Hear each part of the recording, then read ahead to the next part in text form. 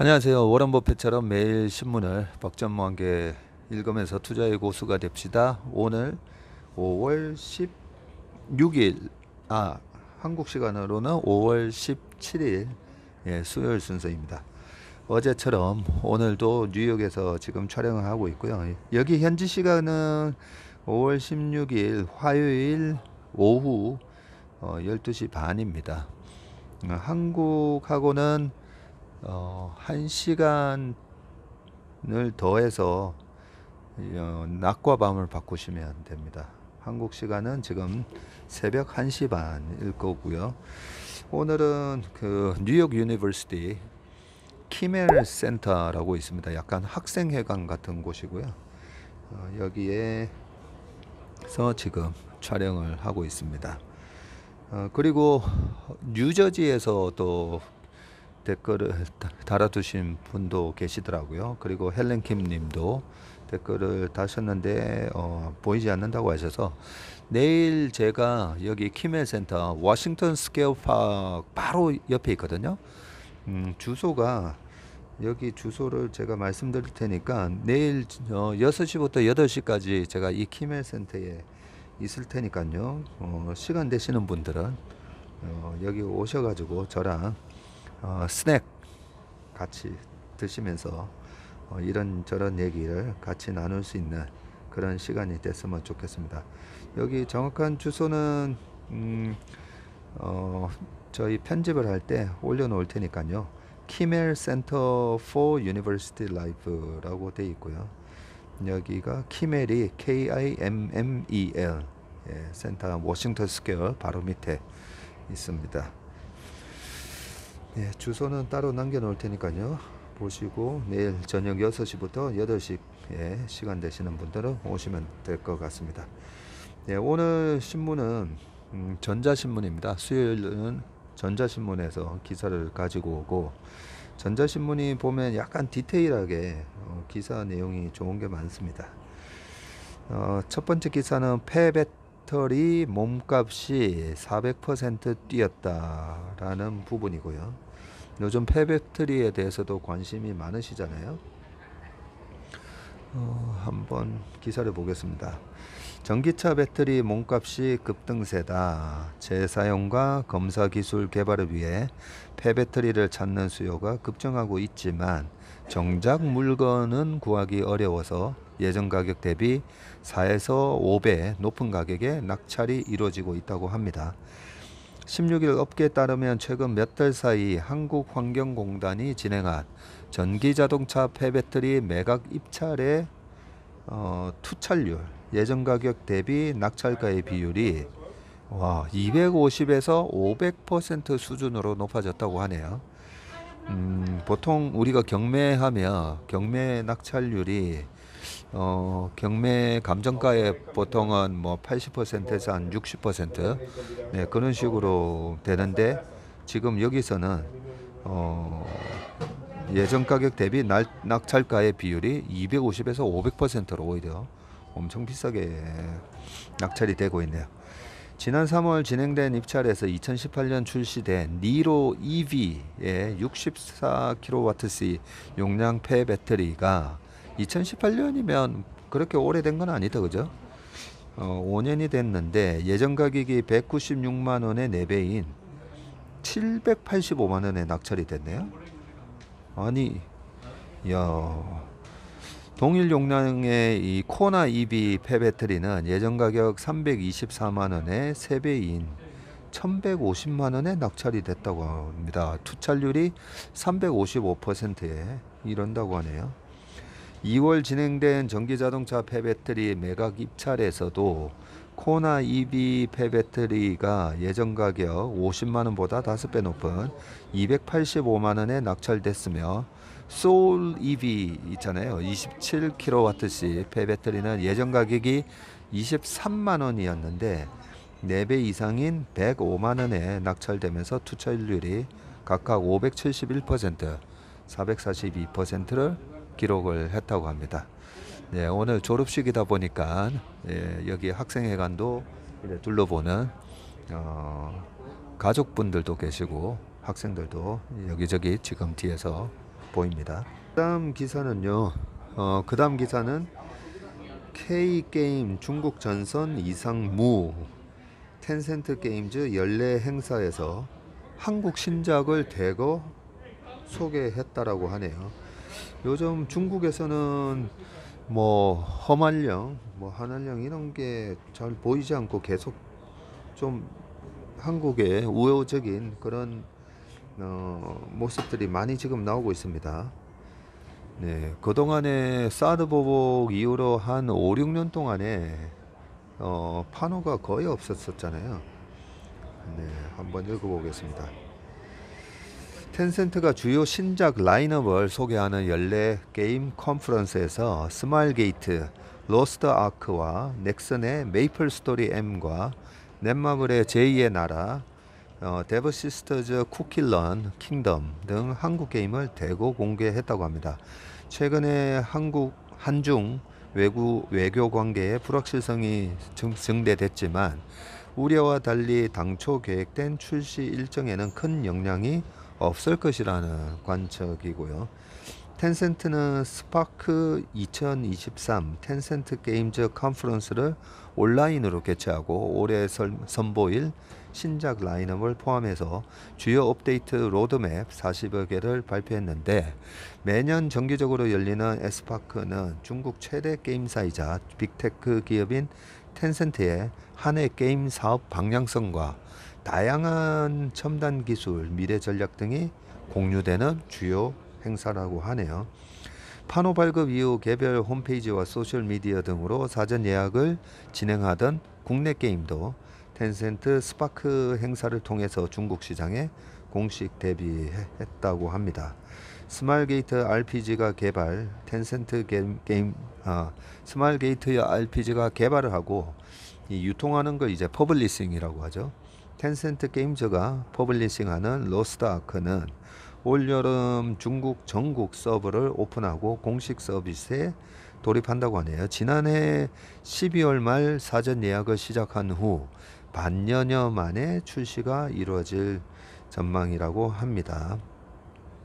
그리고 넥슨의 메이플 스토리 M은 올해 가을 중국 시장에 정식 출시되는데, 중국 현지에서는 메이플 스토리 단풍 전선이라는 이름으로 서비스 예정이고, 넷마블의 제2의 나라는 6월 첫 공동 테스트 진행을 예고하고 있다고 합니다. 데브 시스터즈의 쿠키런, 우리나라에서는 한 6, 7년 전에 되게 인기를 누렸던 쿠키처럼 생긴 그 쿠키 인형 같은 게 막 뛰어가는 그 쿠키런이 역시 올해 가장 기대되는 게임 중 하나로 소개되면서 텐센트 게임즈 핵심 라인업으로 컨퍼런스 데뷔가 이루어졌다고 합니다.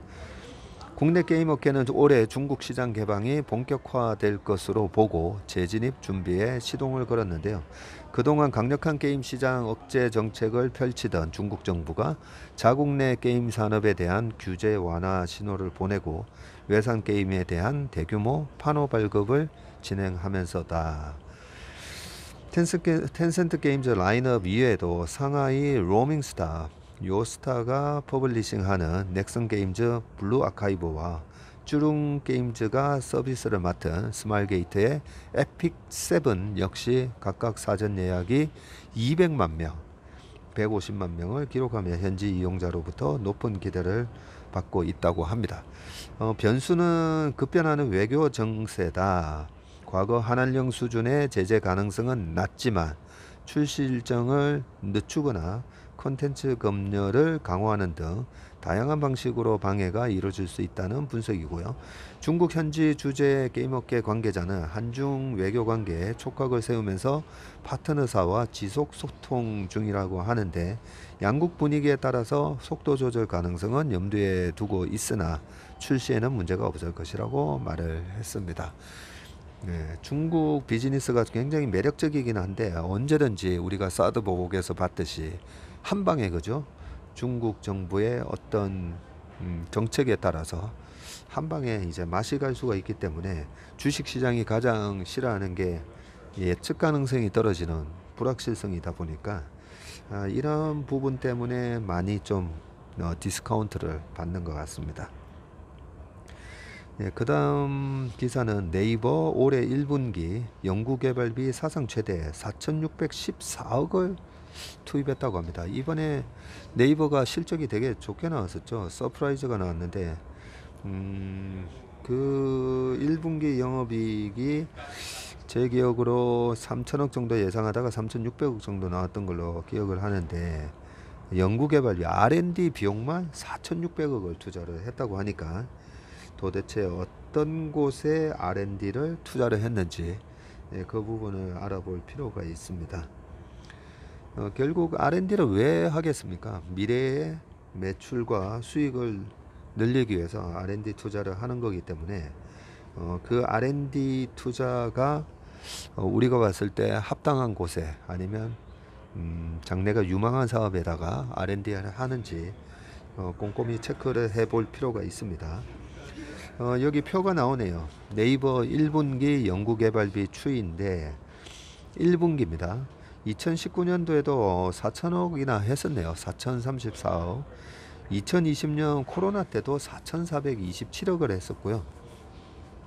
2021년도에는 3,762억, 그리고 작년에 4,163억인데 올해 1분기에는 4,614억으로 최근 4년 동안에 가장 큰 규모의 R&D 투자를 했네요. 네이버가 올 1분기에 분기 기준 사상 최대 연구개발비를 투입하며 미래의 신성장 동력 발굴에 매진했다. 하반기 출시를 앞둔 인공지능 AI 하이퍼클로바 X, 챗GPT 같은 거죠. 이와 비슷한 시기 준공을 앞둔 제2 데이터 센터 각세종, 데이터 센터 이름을 각세종이라고 이렇게 이름을 붙였네요. 건설 마무리에 집중 투자하면서 미래를 차근차근 준비하는 모습인데, 네이버가 최근 공시한 분기 보고서에 따르면 네이버는 지난 1분기 연구개발비로 4,614억을 지출했고요. 예, 최근에 들어서 가장 큰 규모입니다. 네이버가 올해 1분기부터 연구개발비 투자를 늘림에 따라 연간 투자 비용이 2조 원을 넘어설 것으로 예상되는데, 네이버의 지난해 연구개발비 투자액이 작년 전체적으로 1조 8천억의 R&D 투자가 있었네요. 지난해 네이버는 삼성전자와 SK 하이닉스 등을 포함한 국내 기업 R&D 투자 순위에서 6위에 랭크가 됐었네요. 통상 매출액의 약 20% 이상을 투입하는 네이버의 적극적인 R&D 투자는 해외에 진출해 글로벌 기업과 경쟁하려면 무엇보다 기술력이 중요하다는 이해진 창업자의 의지로부터 이어진 전통이다. 네이버가 올해 연구개발비 투자를 늘린 배경은 하이퍼클로바 X 출시와 아시아 최대 규모 데이터 센터 각세종 준공 등 빅 이벤트를 준비하고 있기 때문인데, 이 데이터 센터가 아시아 최대 규모라고 하네요. 아시아면 뭐 중국, 일본을 지금 다 포함한 걸 건데, 네이버는 초거대 AI 하이퍼클로바를 선보인 후 외부 기업의 AI 모델을 제공하고 있고요. 이를 위해서 다양한 자연언어 처리 관련 서비스 품질 향상을 위한 초대규모 딥러닝 언어 모델, 그리고 동영상 번역 기술 등 다수 연구를 진행하고 있고요. 이를 바탕으로 네이버는 올해 하반기 하이퍼클로바 X와 서치 GPT 서비스 공개를 준비 중이라고 합니다. 따라서 지금은 AI 역량 고도화를 위한 그래픽 처리 장치 GPU 등 인프라 장비 투자를 늘릴 타이밍이다. 네, 요즘 그 엔비디아의 GPU A100이 뭐 만불, 그리고 그보다도 훨씬 그 고성능 H100이었나요? 그게 뭐 거의 뭐 4만 불 한다고, 없어서 못 판다고 지금 그러고 있는데, GPU 구입하는데도 돈이 많이 들긴 하겠네요. 하반기에 제2 데이터 센터 각세종을 성공적으로 준공하는 것도 올해 네이버의 역전 사업인데, 이곳은 네이버 글로벌 사업을 위한 데이터 거점 역할을 할 예정입니다. 네이버 서비스를 위한 서버 자원뿐 아니라 기업 비즈니스 및 클라우드 사업을 위한 기반으로도 활용될 계획이고요. 아울러 미래 최첨단 기술 테스트베드인 1784 신사옥에서 진행 중인 로봇과 인간의 사무실 공존 등에 필요한 R&D에도 투자하고 있다고 합니다. 네이버는 R&D 투자를 바탕으로 올해 3월 말 현재 검색과 플랫폼, 모바일, 온라인 광고, 쇼핑, 인프라, AI 등의 영역에서 2670건의 특허를 보유하고 있네요.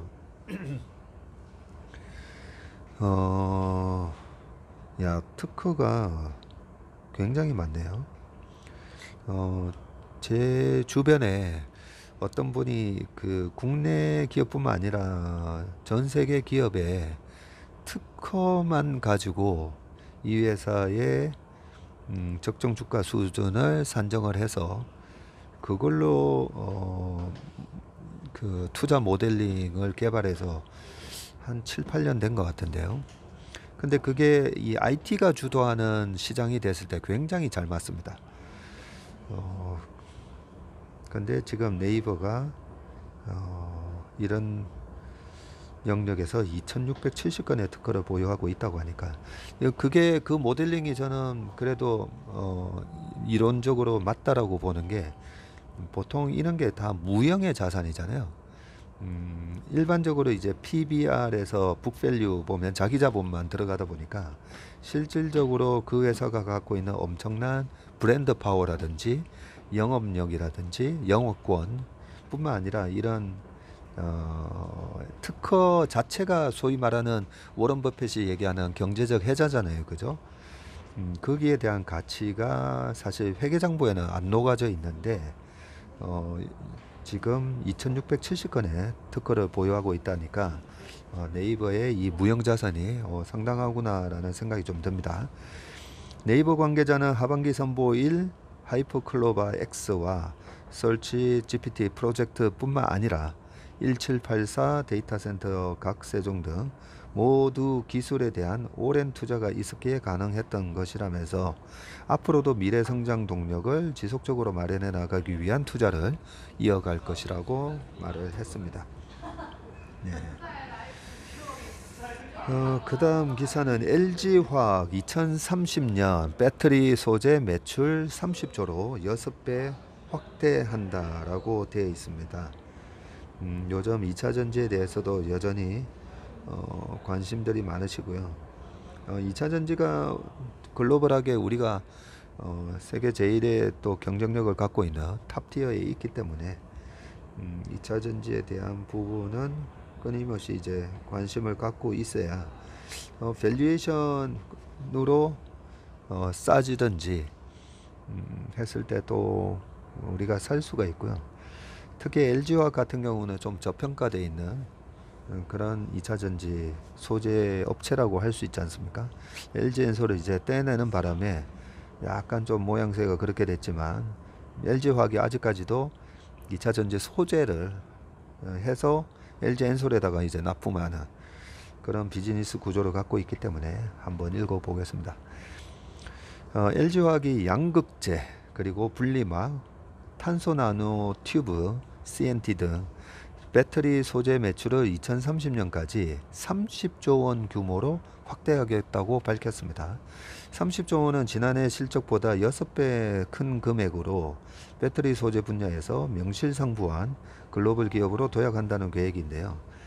신학철 LG화학 부회장님이 16일 그랜드 하얏트 서울에서 열린 뱅크 오브 아메리카 주최 컨퍼런스 기조연설에서 전지 소재 매출을 2022년 4조 7천억 원에서 2030년 30조로 6배 성장시키겠다고 밝혔습니다.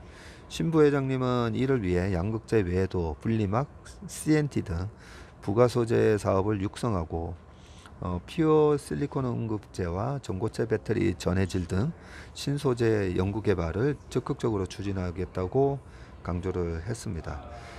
주력인 하이니켈 양극재는 시장 리더십 강화를 위해서 한국, 중국, 미국, 유럽 사각 생산 체계를 갖추고 올해 12만 톤 규모 생산 능력을 2028년도에는 47만 톤까지 확대한다는 계획이네요. 28년이면 5년 남았다 그죠? 5년 남았는데 지금 규모보다도 4배가 더 늘어나니까 상당히 고성장으로 볼 수는 있습니다. LG엔솔 외에 글로벌 고객사 비중을 40% 수준까지 끌어올릴 방침이라고 하고요. 지금은 아마 LG엔솔로 나가는 비중이 꽤 뭐 90% 아마 이상일 것 같은데 글로벌 고객사 비중을 40%까지 끌어올리겠다고 하네요. 기술적으로는 파우치와 원통형 배터리 중심으로 하이니켈 양극재 제품군을 확대하는 한편 니켈 비중이 95%를 넘는 울트라 하이니켈 양극재를 양산하고 단입자 양극재 기술 적용 확대 등을 통해서 시장을 선도한다는 계획인데요. 양극재는 배터리 용량과 출력을 결정짓는 소재로 니켈 비중이 높을수록 고부가 제품으로 분류가 되고요. 통상 니켈 비중이 80% 중반을 넘으면 하이니켈 양극재로 부르는데 LG화학이 95% 이상의 고성능 제품으로 시장을 선도하겠다는 것입니다. 이제는 뭐 그 2차 전지에 대해서는 우리 그 투자자분들이 워낙 전문가들이 되셔가지고 예, 하이니켈 하면 보통 우리가 NCM 했을 때 니켈, 코발트, 망간 뭐 이러면 거기서 니켈 비중이 8 그리고 코발트, 망간 기준이 10% 10% 요랬을 때 이제 811 그다음에 90% 그리고 뭐 5% 5% 이러면 구반반 뭐 이렇게도 부르고 그죠. 보통 60%이면 622 뭐 이렇게도 많이 부르니까 80%가 넘는 걸 이제 하이니켈 양극재라고 이렇게 부르는데 니켈이 95% 이상짜리도 지금 개발이 있는 상태이네요. 신부 회장은 또 성장하는 전기차 대중소비 시장 공략을 위해서 고전압 미드니켈 미드니켈도 하네요. 고전압 미드니켈과 리튬 인산철 LFP 그리고 망간 리치 등 중저가 양극재 제품군으로 사업 확장도 검토하고 있다고 밝혔습니다. 망간 리치 하면 방금 얘기했던 NCM에서 그죠? M 망간 비중이 아마 좀 높은 걸 망간 리치라고 하는 것 같습니다. 고성능 고부가 제품뿐만 아니라 보급형 전기차를 대상으로 한 배터리까지 대응하겠다는 설명이고요. 이 밖에 분리막은 LG화학이 자체 보유한 코팅 기술력과 원단 기술을 보유한 도레이와 협업을 통해서 한국, 유럽, 미국 시장까지 입지를 확대하는 한편 CNT 그리고 음극 바인더, 음극 활물질의 안정화 작용을 하는 물질인가 봅니다. 그리고 양극 분산제, 양극 도전제를 양극재 내에서 균일하게 분포 및 분산시켜 주는 역할을 하는 소재인 것 같고요. 이런 전지 부가 소재 사업도 강화해서 배터리 소재를 대형 사업으로 키우겠다는 의지고요. 연매출 30조 원은 LG그룹 내에서 규모가 상당한 사업인데 LG 디스플레이나 LG 이노텍 등 전자계열사를 뛰어넘는다. 그만큼 배터리 소재의 성장성이 크고 미래의 핵심 동력이 될 것으로 보여 기추가 주목된다고 합니다. 신학철 부회장은 아울러 차세대 시장을 대비해서 피어 실리콘 음극재와 전고체용 전해질 그리고 에어로겔을 비롯한 배터리의 화염 차단 소재 등에서도 성장 기회를 발굴하겠다고 강조를 했습니다. LG화학은 또 다른 사업축인 친환경 소재의 경우 재활용, 생분해 바이오, 재생에너지 소재 중심으로 사업 구조를 전환해서 관련 매출을 2022년도에 1조 9천억 원에서 2030년에는 8조 원으로 확대하며 신약 사업은 미국 FDA 승인 신약 5개를 보유한 매출 2조 원 규모 글로벌 제약사로 도약을 가속화하겠다고 밝혔습니다. 지난번에도 설명드렸지만 예전에 LG생명과학을 LG화학이 흡수 합병하면서 이 LG화학 내에 지금 신약 사업부가 있습니다. 재활용 플라스틱 시장 공략을 위해서 기계적 재활용에 이어서 화학적 재활용 기술 확보에 역량을 집중하고 있다고 소개했는데, 내년 1분기에는 자연에서 산소, 열 반응으로 빠르게 분해되는 생분해 소재인 PBAT, 폴리버틸리엔 에디페이트 테라탈레이트를 양산할 계획이라고 합니다. LG화학은 포트폴리오 전환을 통해서 전지 소재를 포함한 친환경 소재, 혁신 신약 등 3대 신성장 동력의 매출 비중이 2022년에는 21%였는데 2030년에는 57% 정도로 커질 것으로 예상을 했다고 합니다. 신학철 부회장은 LG화학의 중심축이 전지 소재, 친환경 소재, 혁신 신약이라는 3대 신성장 동력 비즈니스로 이동하는 근본적 변화를 체감할 수 있을 것이라고 강조를 했습니다. 예, 제가 친한 형님이 또 신학철 부회장님하고 또 친한 신분인데 굉장히 인품이 좋으시고 실력자다라고 제가 얘기를 들었습니다. LG화학의 이런 비전이 모두 다 잘 달성되기를 진심으로 기원합니다. 그 다음 기사는요, 삼성 전기에 대한 부분입니다. 요즘 뭐 반도체가 바닥을 찍고 조금씩 꾸물꾸물 올라오기는 한데, 삼성전기 이런 MLCC나 이런 쪽이 다 그쪽 밸류 체인에 다 같이 연동되다 보니까 비슷한 흐름을 보이는데 약간 지지부진하죠. 그래서 기사를 한번 읽어보도록 하겠습니다. 전기차용 대용량 MLCC를 개발한다고 되어 있는데, 동급 최대 용량을 구현한 자동차용 적층 세라믹 콘덴서 MLCC를 개발했고요.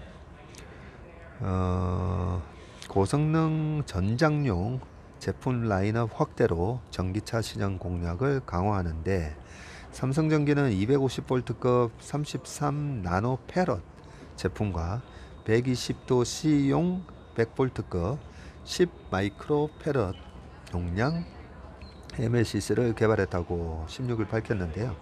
MLCC는 전자제품의 회로에 전류가 일정하고 안정적으로 흐르도록 제어하는 부품입니다. 이런 제품을 다 콘덴서라고 우리가 부르지 않습니까? 그죠? 자동차에는 동력 전달과 안전, 주행, 인포테인먼트 등의 최소 3,000에서 1만 개의 MLCC가 탑재된다.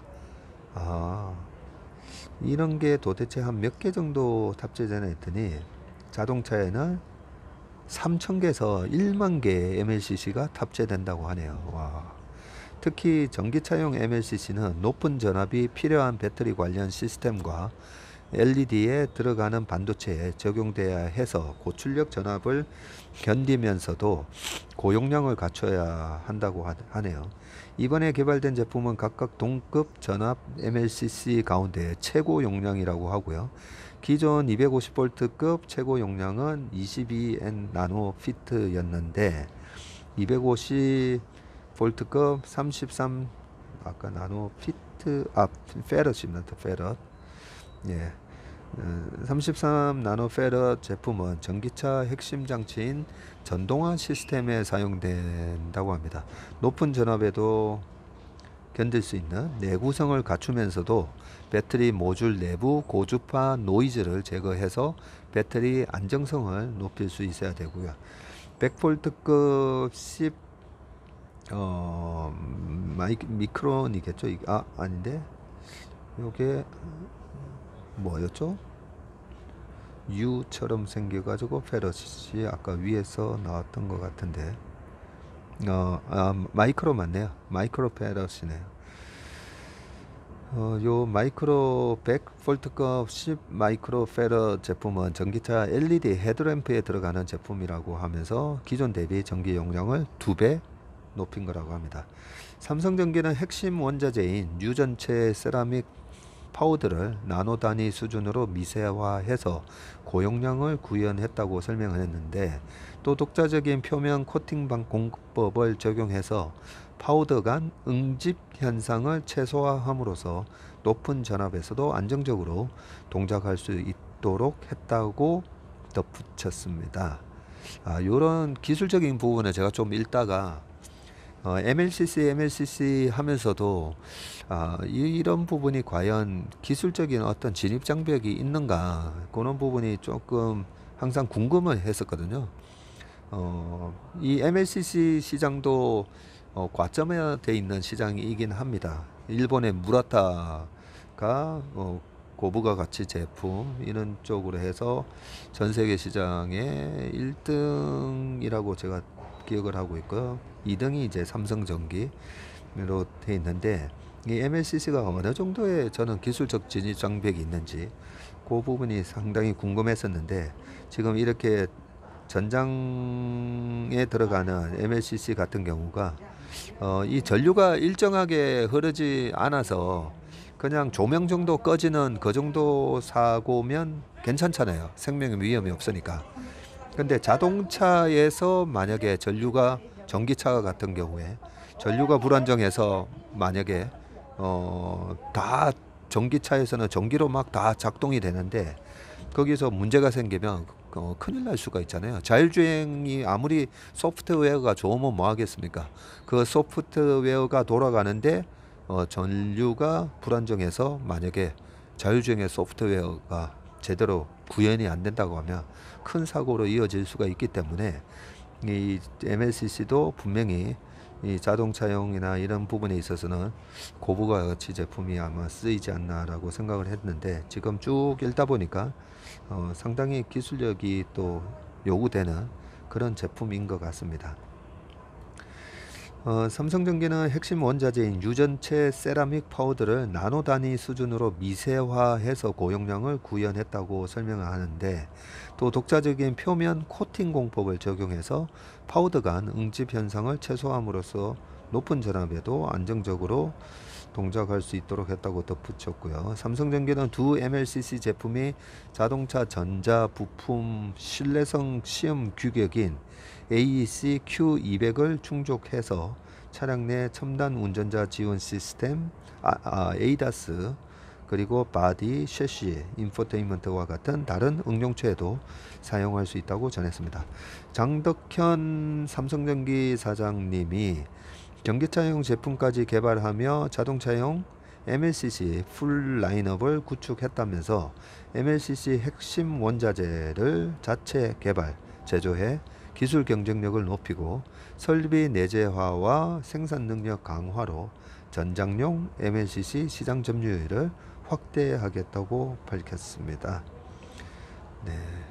여기 지금 사진이 나오는데요. 그죠? 일렉트릭 비이클 해서 전기차에서 삼성전기가 개발한 전기차 헤드램프용 MLCC와 배터리 관리 시스템용 MLCC 이렇게 사진이 나오고 있습니다. 네. 그리고 마지막 기사인데요. 카카오 엔터프라이즈 고성능 프리미엄 클라우드 집중 위기 돌파 타겟책 꺼냈다라고 되어 있습니다.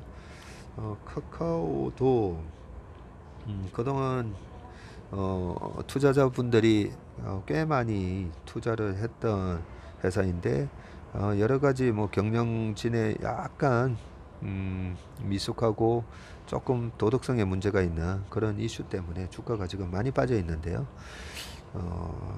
결국은 금리가 좀 떨어지면서 네이버, 카카오 이런 기업들이 다 올라올 거다라고는 생각을 하는데, 현재까지 네이버 같은 주식은 그동안의 기사를 읽다 보면 야, 참 잘하고 있구나, 그리고 이번에 실적도 좋게 나왔는데, 카카오는 이번에 실적이 별로 안 좋게 나왔어요. 그러면 카카오의 펀더멘털은 지금 어디를 향하고 있는지 그런 부분을 기사를 통해서 계속 체크를 해야 됩니다. 보너스 기사이기는 한데 제가 조금만 좀 읽어보겠습니다.